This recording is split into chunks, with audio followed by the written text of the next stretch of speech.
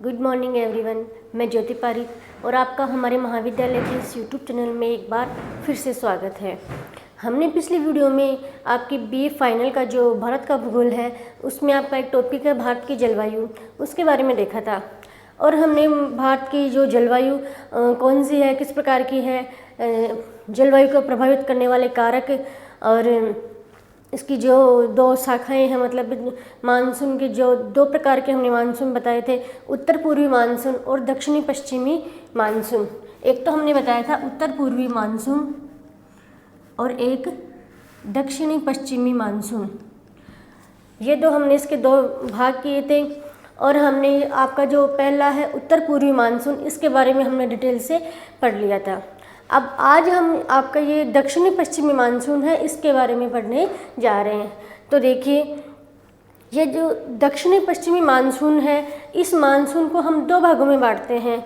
पहला है अरब सागरीय मानसून, अरब सागरीय मानसून, और दूसरा है आपका बंगाल की खाड़ी वाला मानसून, बंगाल की खाड़ी का मानसून। ठीक है, हमने दक्षिणी पश्चिमी मानसून को दो भागों में बांट लिया, एक है अरब सागरीय मानसून और दूसरा है बंगाल की खाड़ी का मानसून। अब देखिए, हम सबसे पहले अरब सागरीय जो मानसून है उसके बारे में पढ़ते हैं।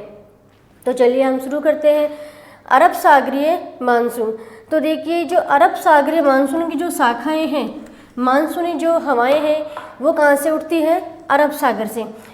यहाँ से ये जो अरब सागर है, अरब सागर से अरब सागरीय मानसूनी हवाएं उठती है और ये सबसे पहले जाती है यहाँ पे, जहाँ पे आपका भारत का जो पश्चिमी तट है, पश्चिमी तट के ऊपर जो पश्चिमी ढाल पर्वत है, उस पश्चिमी ढाल पर्वत पर यहाँ पे ये हवाएं आएंगी, सबसे पहले यहाँ पे टकराएगी और यहाँ पे टकरा के ये सबसे शानदार बरसात करेगी, जिसे हम ये जो आपका पश्चिमी तट पर आपका जो केरल है, केरल के तट पर ये सबसे पहले मानसूनी हवाएं पहुंचती है और वहाँ पे हम क्या कहते हैं इसको? मानसून का फटना।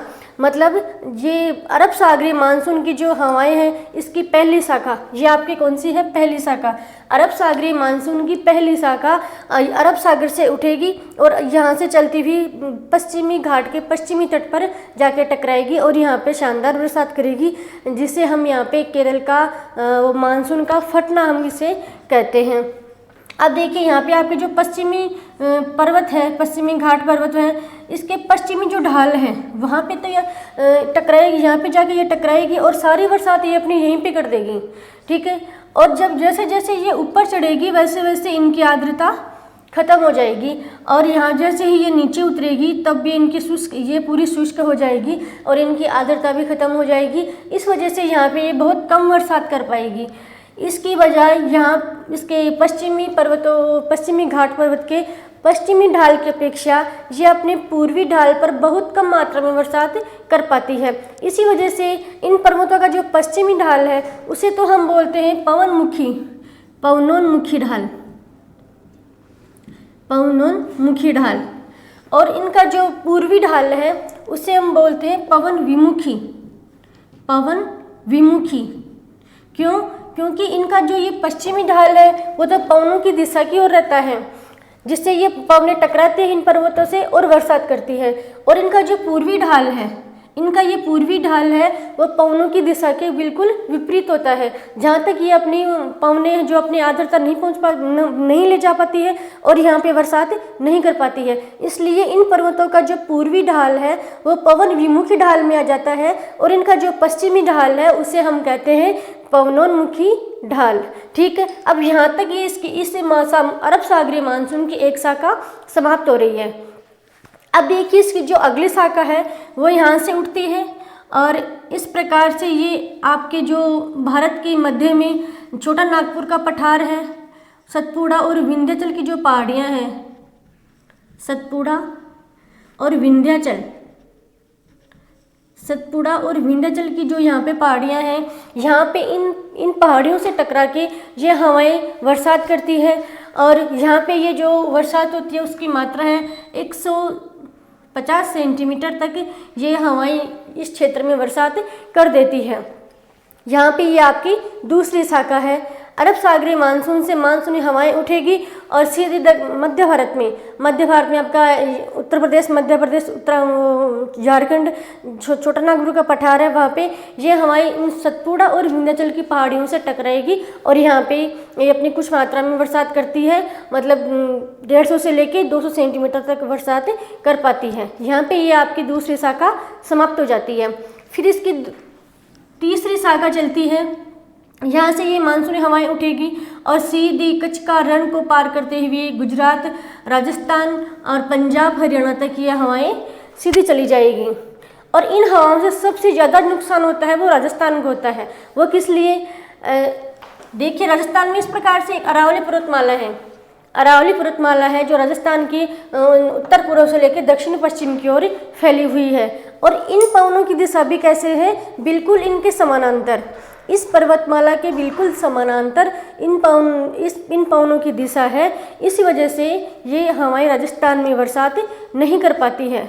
अगर मान लीजिए अरावली पर्वतमाला की स्थिति इस प्रकार से नहीं होकर इस प्रकार से होती तो ये हवाएं यहाँ से टकराती और बहुत ही शानदार बरसात राजस्थान में भी इन पवनों से हो सकती।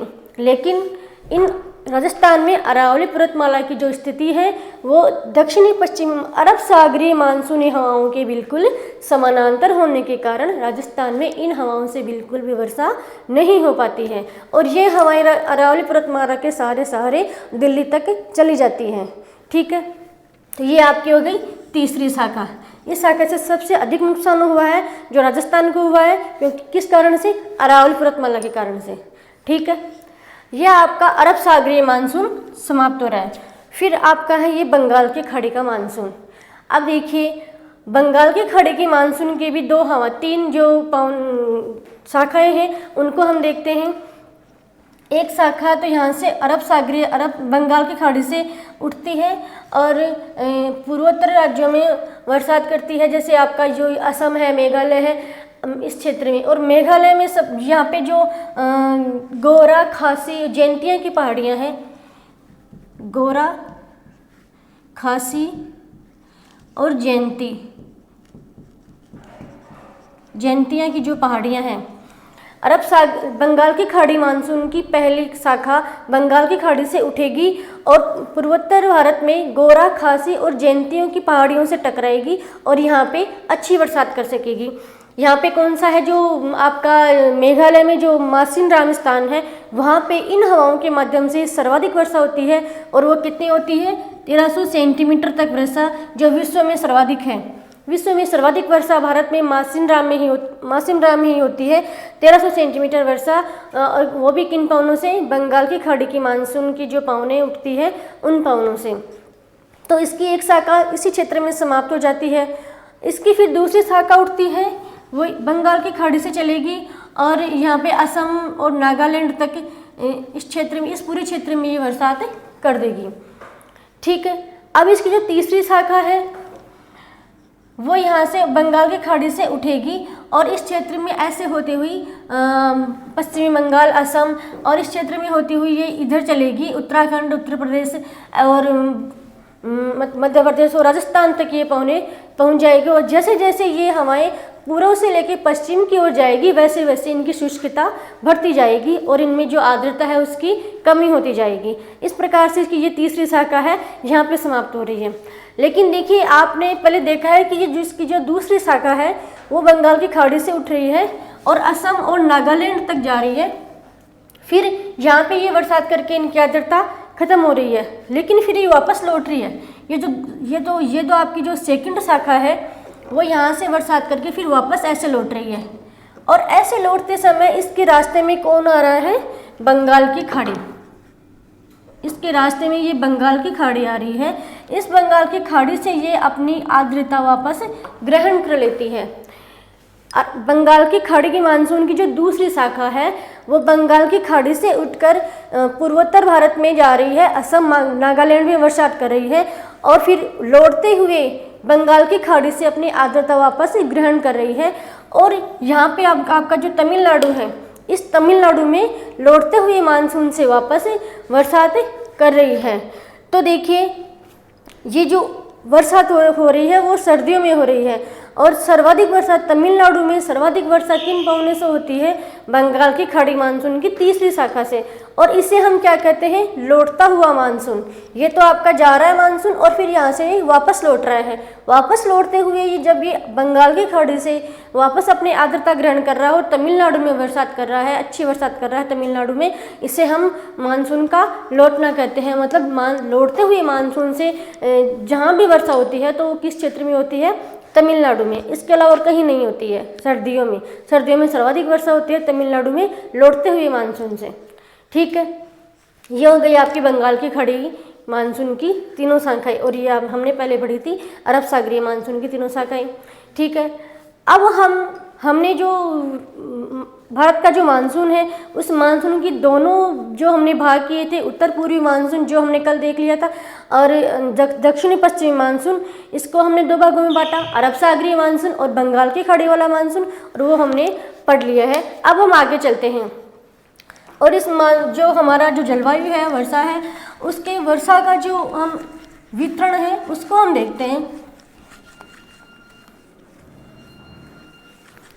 तो देखिए, वर्षा के सामान्य वितरण के आधार पर भारत को 4 भागों में बांटा गया है। वितरण का मतलब है कि बरसात की मात्रा किन किन क्षेत्रों में कितनी प्रतिशत, कितनी सेंटीमीटर हो रही है। तो देखिए, आपको पता है भारत एक विशाल उपमहाद्वीप है। इसमें कहीं सर्वाधिक वर्षा हो रही है, कहीं कम हो रही है, कहीं बहुत ही कम हो रही है। जैसे पूर्वोत्तर में मैंने पहले बताया कि मेघालय में चेरापूंजी में 1300 सेंटीमीटर वर्षा हो रही है, और जैसे ही उसके बिल्कुल अपोजिट पश्चिमी राजस्थान में 10 सेंटीमीटर ही वर्षा हो रही है। इस प्रकार से हमने वर्षा के वितरण के आधार पर भारत को 4 भागों में बांटा है।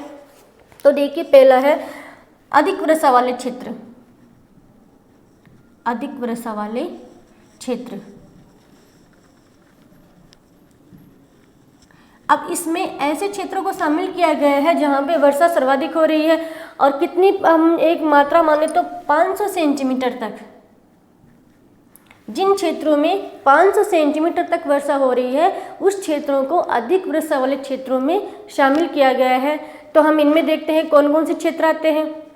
तो देखिए, एक तो आपका ये वाला क्षेत्र, कौन सा? पश्चिमी तट का पश्चिमी घाट पर्वत, पश्चिमी घाट। ठीक है, एक अपना जो आ गया वो ये वाला क्षेत्र, मेघालय वाला, तो मेघालय। ठीक है, इसके साथ हो गया पश्चिमी बंगाल। ठीक है, और असम, ये वाले क्षेत्र हो गए आपके अधिक वर्षा वाले क्षेत्र, जिसमें कितने प्रतिशत, कितने सेंटीमीटर तक वर्षा होना आवश्यक है। जिन क्षेत्रों में 500 सेंटीमीटर से अधिक वर्षा होती है उस क्षेत्र को हम अधिक वर्षा वाले क्षेत्रों में शामिल किए करते हैं, जिनमें प्रमुखतः है आपका पश्चिमी घाट, हिमालय, मेघालय, पश्चिमी बंगाल और असम। अब आगे हमारा जो वह है सामान्य वर्षा वाले क्षेत्र, सामान्य वर्षा वाले क्षेत्र। ठीक है, जिसमें हम मानते हैं 100 से लेके 200 सेंटीमीटर तक वर्षा इसमें होनी चाहिए। सामान्य वर्षा वाले क्षेत्रों में कितनी वर्षा होनी आवश्यक है? 100 से लेके 200 सेंटीमीटर तक वर्षा। जिसमें हम देखते हैं पूर्वी घाट, एक तो एक है दक्षिणी पूर्वी उत्तर प्रदेश, दक्षिणी पूर्वी उत्तर प्रदेश, एक हरियाणा, एक हिमाचल प्रदेश, तो इन क्षेत्रों को हम सामान्य वर्षा वाले क्षेत्रों में शामिल करते हैं, जिनमें वर्षा का औसत स्तर है 100 से लेके 200 सेंटीमीटर तक। ठीक है, जिनमें हम पूर्वी घाट, दक्षिणी पूर्वी उत्तर प्रदेश, हरियाणा, हिमाचल प्रदेश, इन क्षेत्रों को हम सम्मिलित करते हैं। फिर है हमारा न्यून वर्षा वाला क्षेत्र।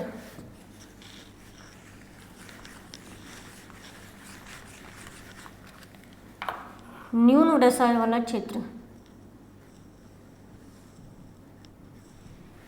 जिसमें वर्षा का औसत अगर हम देखें तो 50 से लेके 100 सेंटीमीटर तक। न्यून वर्षा वाले क्षेत्रों में उस वर्षा का औसत कितना होना चाहिए? 50 से लेके 100 सेंटीमीटर तक। जिन क्षेत्रों में वर्षा होती है उन क्षेत्रों को हम न्यून वर्षा वाले क्षेत्रों में शामिल करते हैं। तो देखिए इन क्षेत्रों में कौन कौन से क्षेत्र आते हैं? मध्य प्रदेश, आंध्र प्रदेश, मध्य प्रदेश, आंध्र प्रदेश,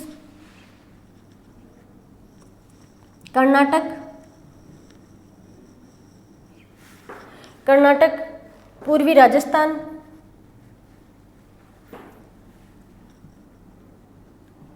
पूर्वी राजस्थान, दक्षिणी पंजाब, दक्षिणी पंजाब, हरियाणा,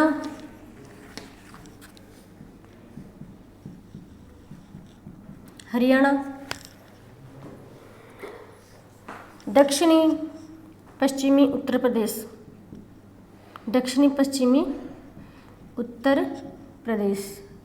मतलब इन क्षेत्रों को, भारत के ये जो क्षेत्र हैं इन सभी क्षेत्रों को हम न्यून वर्षा वाले क्षेत्रों में शामिल करते हैं। क्यों? क्योंकि यहाँ पे जो वर्षा का वार्षिक औसत है वो है 50 से लेके 100 सेंटीमीटर तक। ठीक है, अब हमारा जो लास्ट है न्यून वर्षा वाले क्षेत्र तो हमारा हो गया। उसके बाद है अपर्याप्त वर्षा वाले क्षेत्र। अपर्याप्त वर्षा वाले क्षेत्र, वर्षा वाले क्षेत्र जहाँ पे वर्षा बहुत ही कम होती है, मतलब जितनी हमें पर्याप्त वर्षा मिलनी चाहिए उससे भी बहुत कम वर्षा होती है। जैसे यहाँ पे इन क्षेत्रों को इस श्रेणी में हम उन क्षेत्रों को शामिल करते हैं जहाँ पे वर्षा का औसत 50 से लेके 10 सेंटीमीटर वार्षिक है। ठीक है, इन क्षेत्रों में हम जहाँ पे वर्षा का वार्षिक औसत 50 से लेकर 100 सेंटीमीटर ही है उस क्षेत्र को हम न्यून वर्षा अपर्याप्त वाले वर्षा वाले क्षेत्रों को हम शामिल करते हैं। तो इनमें देखिए कौन कौन से क्षेत्र आते हैं, तो हम इनमें देखते हैं। तो आपका आएगा पश्चिमी राजस्थान, पश्चिमी राजस्थान, तमिलनाडु का रॉयल क्षेत्र, तमिलनाडु का रॉयल क्षेत्र, रॉयल क्षेत्र, लेह और लद्दाख वाला क्षेत्र,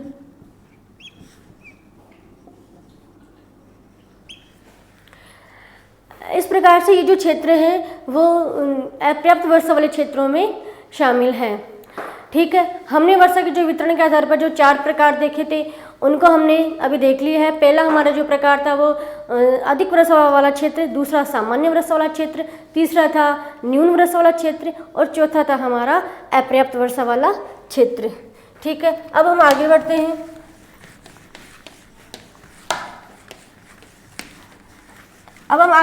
और भारतीय वर्षा की जो विशेषता है उस विशेषता के बारे में हम देखते हैं कि भारत में जो वर्षा होती है उसकी क्या क्या विशेषताएं होती है। विशेषताएं, तो देखिए कि इसकी सबसे बड़ी विशेषता यह है कि अनिश्चितता, अनिश्चितता इसकी सबसे बड़ी विशेषता है कि देखिए ये जो भारत का जो मानसून है वो एक निश्चित समय पे शुरू नहीं होता है। कभी तो ये भारत का मानसून जल्दी आ जाता है और कभी बहुत देरी से आता है। कभी ये जल्दी आके जल्दी समाप्त हो जाता है और कभी लेट से आके लेट तक चलता रहता है। इस प्रकार से इसका कोई निश्चित समय नहीं है कि बस कि ये निश्चित समय पर मतलब इस महीने में या फिर इस तारीख को ऐसे कुछ आता है। इस अनिश्चितता के कारण क्या होता है, जो किसान है वो अपनी बुआई नहीं कर पाते हैं, वो अपनी फसल करने में कुछ लेट हो जाते हैं। इस प्रकार से अनेक प्रकार की समस्याओं का सामना करना पड़ता है। दूसरी है हमारी जो विशेषता है अनियमितता।